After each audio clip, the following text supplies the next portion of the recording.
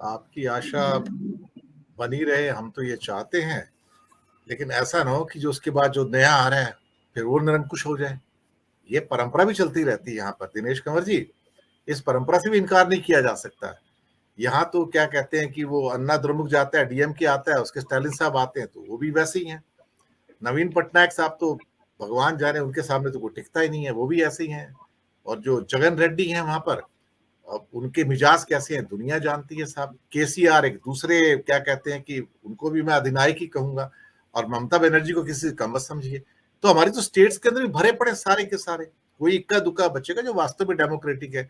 Otherwise जिस दिन मुख्यमंत्री बने और बड़ा बंगला मिल गया, गाड़ियां मिल गई, तो फिर उसके बाद तो कारवां साथ में चलता है सर।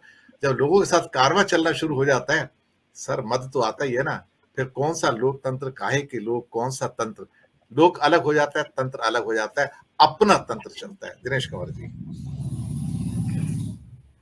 सर, ये जो आप हम आज चर्चा कर रहे हैं लोकतंत्र दुनिया भर में, तो डेमोक्रेसी के जो रैंकिंग मैं देख रहा हूं, जो मुझे जानकारी मिली है उसके अनुसार 3 तरह की डेमोक्रेसी है। एक वर्किंग है, एक डेफिशिएंट डेमोक्रेसी है, एक हाइब्रिड डेमोक्रेसी है, और उसके बाद तो ऑटोक्रेसी और डिक्टेटरशिप के पैरामीटर्स हैं।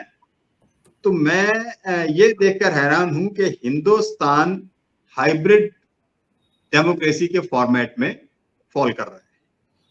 एंड हाइब्रिड डेमोक्रेसी को डिफाइन कर रहे हैं कि hybrid regime are nations with regular electoral frauds preventing people from being fair and free democracy. So ये जो टर्म यूज हो रही है ना सर, हाइब्रिड रिजीम की डेमोक्रेटिक में। अच्छा, अभी आप जैसे चर्चा कर रहे थे, तो अभी करंट सिचुएशन ये है कि डेनमार्क टॉप कर रहा है, डेमोक्रेटिक वर्किंग डेमोक्रेटिक है वहाँ। डेमोक्रेटिक मूल्य जो हैं वो डेमोक्रेसी में डेनमार्क, नॉर्वे और फिनलैंड फर्स्ट, सेकंड और थर्ड रैंक करते हैं। उसके बाद जो हालत इजराइल की है, इजराइल और हमास की जो सारी चर्चा चल रही है, इस में मेरा थोड़ा सा ना ओपिनियन डिफर कर रहा है। वो रीजन ये है कि हमास के जो लड़ाके हैं या जो टेररिस्ट हैं, जो कोई भी हैं, उन्होंने अपने आप के अपने सामने जो कॉर्डन लगाया है वो उन मासूम लोगों का लगा लिया है, जिसके पीछे छुपकर वो अपनी गतिविधियों को अंजाम दे रहे हैं। ये एक अलग इशू है कि एक हॉस्पिटल पे जैसे बम्बार्डमेंट हो गया, या एक यही इसी तरह के कहीं किसी स्कूल के ऊपर बम्बार्डमेंट हो गया, मस्जिद पे भी हुआ, चर्च पे भी हुआ, सब पर हुआ है। तो ये परिस्थितियां जो हैं, ये गाजा में ये परिस्थितियां क्रिएट की गई हैं कि कैसे ना कैसे अपने मिशन को पूरा करने के लिए आप चर्च के नीचे से टनल बना रहे हैं, आप हॉस्पिटल्स के नीचे टनल बना रहे हैं, आप स्कूल्स के नीचे से हर बिल्डिंग, मतलब किसी भी इंस्टीट्यूशन या किसी भी घर, वो नहीं देखा जा रहा है कि कहां से किस तरफ को क्या करना है।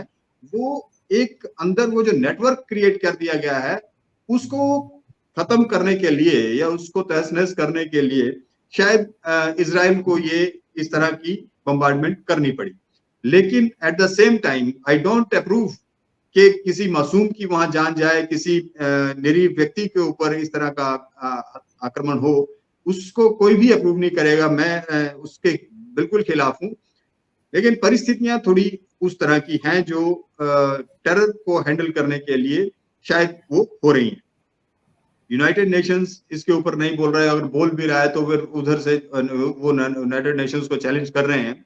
तो परिस्थितियां घूम फिर के मैं हमास से बाहर आता हूं कि हम एक देश दुनिया में जो डेमोक्रेटिक सेटअप है उसके ऊपर क्या चल रहा है।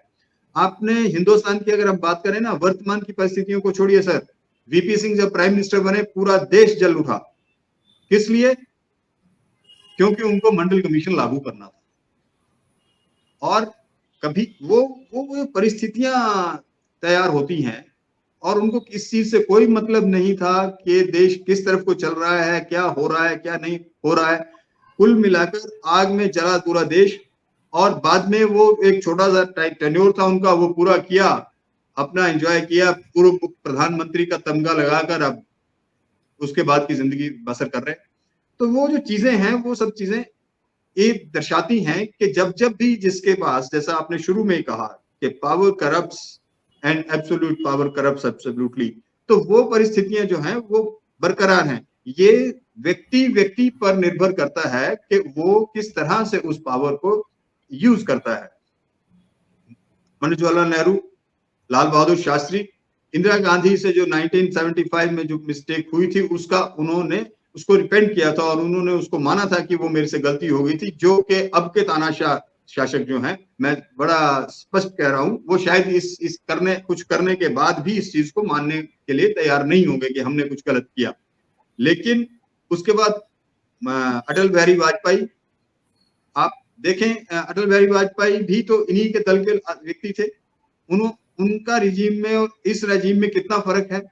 मनमोहन सिंह, मतलब मनमोहन सिंह जी ने अपने डेमोक्रेटिक वैल्यूज को कंट्री की जिस तरीके से उन्होंने कैरी किया, शायद ही कोई दूसरा प्रधानमंत्री शायद देश में कर पाया होगा। लेकिन आज हम वर्तमान परिस्थितियों में अगर हम बात करें तो वर्तमान शासक जो हैं उनका फिर वही एजेंडा है कि ये इनके प्रकरण किसी भी तरह से सत्ता पे वापस काबिज होना है। अब ये एजेंडा, आपको याद होगा पिछला जब इलेक्शन था उससे पहले बालाकोट हुआ, बालाकोट से पहले 40 जवान हमारे पुलवामा में मारे जाते हैं, और वो जो हादसा था उस हादसे के बाद आज तक ये रिजल्ट सामने नहीं आया है कि who were behind those attacks and what was the cause, क्या क्यों वो हुआ। सतपाल मलिक ने जिस तरीके से अब बयान किया है, ये शायद उन देर से आए लेकिन दुरुस्त आए, उन्होंने उस चीज को जिस तरह से एक्सपोज किया है उसने भी इन लोगों का जो माइंडसेट है उसको एक्सपोज किया है। तो कहने की बात यह है कि कुल मिलाकर अभी अरुण जी ने बहुत बढ़िया कहा कि दिसंबर में कुछ परिणाम सामने आएंगे और मार्च अप्रैल में शायद दूसरे परिणाम भी सामने आ जाएंगे। बदलाव की ओर तो देश हमारा देख ही रहा है, क्योंकि ये देश, आपने जैसे साफ कहा, सब वक्ताओं ने कहा कि लोग देश के बहुत सहनशील हैं और इसी के चलते वो काफी वक्त देते हैं लोगों को, शासकों को भी, कि भैया अब सुधर जाओ, अभी सुधर जाओ। लेकिन वो चीजें जब सिर्फ नाक से ऊपर पानी बहने लगता है तो फिर उस छटपटाहट में आदमी बाहर निकलने की कोशिश करता है। मैं राहुल गांधी जी की बात कर रहा था, इन लोगों ने पूरा कोशिश किया कि राहुल गांधी को पप्पू डिक्लेयर किया जाए, और उस प्रयास में जो राहुल गांधी जी कर्नाटका से कश्मीर पहुंचे, केरला से कश्मीर पहुंचे, और उस भारत जोड़ो यात्रा का जो इम्पैक्ट है वो आज भी देखने को मिलता है, और वो उसको आगे कैसे कैरी ऑन कर रहे हैं वो मैं अभी जिगर भाई ये बात मानेंगे कि हाल ही में उन्होंने कीर्तिनगर जाकर जिस तरह वो फर्नीचर इंडस्ट्री में लोगों के साथ बातचीत की, और जो दूसरे उनके एक्ट्स एंड कंडक्ट्स हैं, वो चीजें जो हैं वो डेमोक्रेटिक परंपराओं को सहेजने की बात हो रही है। यहाँ तो ऐसा है कि युवराज उनको कहा जा रहा है और 10 लाख का सूट खुद पहना जा रहा है।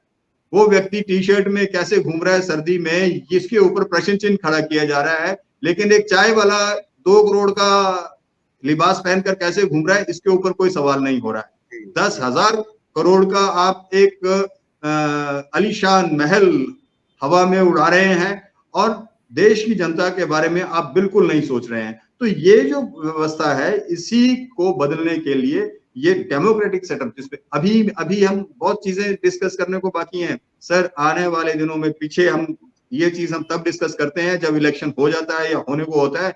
ईवीएम के ऊपर अभी भी लोगों को शंका है, और मेरी तो हमेशा ही रही है। तो फिलहाल के लिए इतना ही।